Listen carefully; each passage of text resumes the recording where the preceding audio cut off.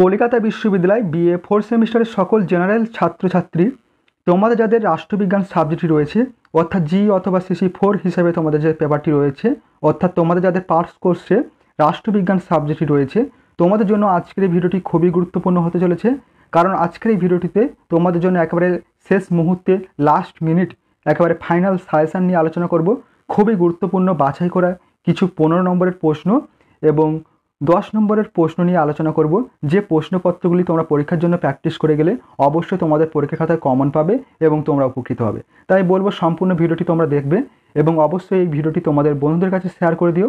এবং তোমরা যারা আমার এই চ্যানেলে নতুন আছো অবশ্যই তোমরা চ্যানেলটি সাবস্ক্রাইব করে রেখো এই ধরনের গুরুত্বপূর্ণ ভিডিও আরও পাওয়ার জন্য। এই প্রশ্নপত্রগুলি তোমাদের জন্য একেবারে লাস্ট মিনিট একেবারে ফাইনাল সাজেশান একেবারে গুরুত্বপূর্ণ প্রশ্ন হিসেবে বাছাই করে রাখা হয়েছে। তাই অবশ্যই তোমরা সম্পূর্ণ ভিডিওটি দেখবে, অবশ্যই তোমরা উপকৃত হবে। চলো তোমরা প্রশ্নপত্রগুলি দেখে নাও, তোমাদের এবছরের জন্য কী কী গুরুত্বপূর্ণ প্রশ্ন রাখা হয়েছে চলো তোমরা দেখে নাও। দেখো তোমরা দেখে নাও তোমাদের রাষ্ট্রবিজ্ঞান সাবজেক্টের উপর থেকে একেবারে শেষ মুহূর্তে ফাইনাল এবং লাস্ট মিনিট সাজেশানটি দেখে নাও। খুবই গুরুত্বপূর্ণ কিছু বাছাই করা প্রশ্নপত্র রাখা হয়েছে। প্রথম দেখো তোমাদের মডিউল 1, এখান থেকে 15 নম্বরের যে প্রশ্নপত্রগুলি করবে। দেখো প্রথম মডিউল 1 থেকে তোমাদের খুবই কম প্রশ্ন রাখা হয়েছে। প্রথম যে প্রশ্নটি রাখা হয়েছে, আন্তর্জাতিক সম্পর্কের পরিধি আলোচনা করো, মোস্ট ইম্পর্ট্যান্ট একটি প্রশ্ন। এবং দ্বিতীয় প্রশ্ন, দ্বিতীয় ঠান্ডা লড়াইয়ের ক্ষেত্রে দাঁতাতের বিবর্তন ও বিশ্লেষণ করো। এবং 3 নম্বর প্রশ্ন, ঠান্ডা যুদ্ধের বিভিন্ন পর্যায়গুলি আলোচনা করো। এবং 4 নম্বর প্রশ্ন ছিল আন্তর্জাতিক সম্পর্কের আলোচনায় নারীবাদী দৃষ্টিভঙ্গি। এই যে 4টি প্রশ্ন আলোচনা করলাম, এখান থেকে তোমাদের মোস্ট ইম্পর্ট্যান্ট প্রশ্নগুলি হলো 1-এর দাগ এবং 2-এর দাগ এবং 3-এর দাগ। এই 3টি প্রশ্ন অবশ্যই তোমাদের প্র্যাকটিস করতে হবে 15 নম্বরের জন্য। অবশ্যই তোমরা উপকৃত হবে। এই 3টি প্রশ্ন তোমাদের এবছর পরীক্ষা আসার সম্ভাবনা খুবই রয়েছে। এবং তোমাদের এই অধ্যায়ে এক্সট্রা যে 15 নম্বরের প্রশ্নটি রাখা হয়েছে, 4 নম্বর প্রশ্ন, আন্তর্জাতিক সম্পর্কের আলোচনায় নারীবাদী দৃষ্টিভঙ্গি, এই প্রশ্নটি তোমরা অবশ্যই দেখা যেতে পারো, অবশ্যই তোমরা উপকৃত হবে।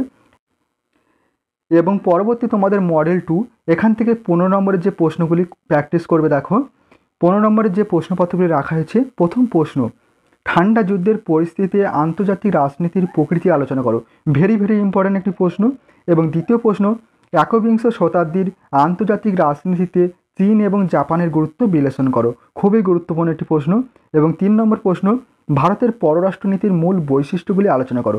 এই প্রশ্নটি কিন্তু ভেরি ইম্পর্ট্যান্ট একটি প্রশ্ন, তোমাদের 5 নম্বরে আসতে পারে অথবা 10 নম্বরে আসতে পারে।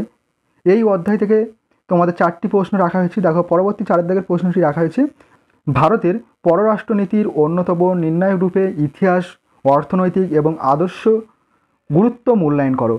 তোমাদের দ্বিতীয় মডেল 2 থেকে তোমাদের মাত্র 4টি প্রশ্ন রাখা হয়েছে। এখান থেকে তোমাদের প্রথম প্রশ্নটি এবং দ্বিতীয় প্রশ্ন এবং তৃতীয় প্রশ্ন, এই 3টি প্রশ্ন মোস্ট ইম্পর্ট্যান্ট প্রশ্ন।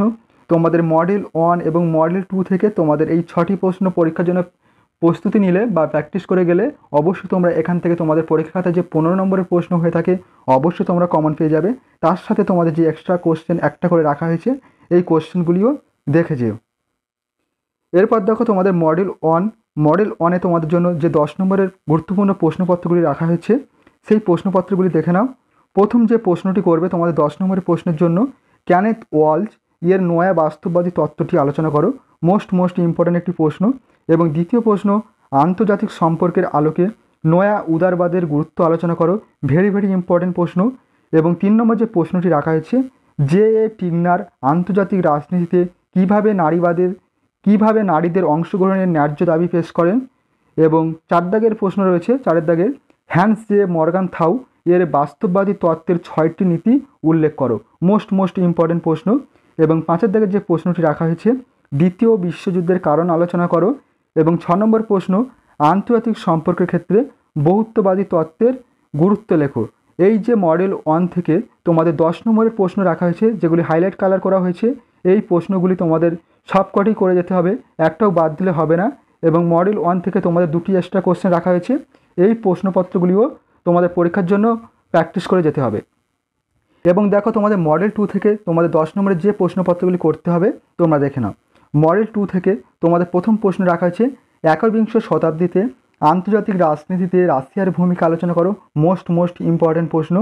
এবং দ্বিতীয় প্রশ্ন, আন্তর্জাতিক রাজনীতিতে আন্তর্জাতিক রাজনীতির প্রেক্ষিতে ইউরোপিয়ান ইউনিয়নের বিকাশের ধারা সম্পর্কে টিকা লেখো। মোস্ট ইম্পর্টেন্ট প্রশ্ন। এবং 3 দাগের যে প্রশ্নটি রাখা হয়েছে, ভারতের পররাষ্ট্র নীতিতে জোট নিরপেক্ষ নীতির গুরুত্ব আলোচনা করো। খুবই গুরুত্বপূর্ণ প্রশ্ন। এবং 2টি এক্সট্রা কোশ্চেন রাখা হয়েছে তোমাদের মডেল 2 এই অধ্যায় থেকে। 4 দাগের প্রশ্ন ছিল ভারতের পররাষ্ট্র নীতির বৈশিষ্ট্য লেখো। এবং 5 দাগের প্রশ্ন বিদেশি নীতির বিবর্তন আলোচনা করো। এই ছিল তোমাদের মডেল 2 এবং মডেল 1 থেকে তোমাদের 10 নম্বরের গুরুত্বপূর্ণ প্রশ্ন। অবশ্যই তোমরা যে প্রশ্নপত্রগুলি হাইলাইট কালার করা রয়েছে, অবশ্যই এই প্রশ্নপত্রগুলি তোমাদের প্র্যাকটিস করে যেতে হবে। এই প্রশ্নপত্রগুলি তোমরা যদি প্র্যাকটিস করো, অবশ্যই তোমরা পরীক্ষা খাতায় প্রশ্নপত্রগুলি কমন পাবে এবং তোমরা উপকৃত হবে। ভিডিওটি আজ এই পর্যন্ত। তোমাদের সঙ্গে দেখা হবে পরবর্তী নেক্সট ভিডিওতে। তোমরা সকলে ভালোভাবে পড়াশুনো করো, অবশ্যই তোমরা উপকৃত হবে।